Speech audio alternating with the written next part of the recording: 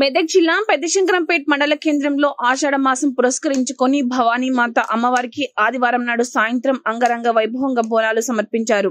బాజా భజంత్రీలతో మహిళలు బోనాలు ఎత్తుకొని భవానీ మాత అమ్మవారి దేవాలయానికి చేరుకొని అమ్మవారికి బోనాలు సమర్పించారు. ఆలయంలో ఉదయం నుండి వేద బ్రాహ్మణ పండితులు మంత్రోచ్చరణలతో ప్రత్యేక పూజలు నిర్వహించారు. పట్టణ పురవీధుల గుండా ఊరేగింపుతో అమ్మవారికి బోనాలు సమర్పించి మొక్కులు చెల్లించుకున్నారు.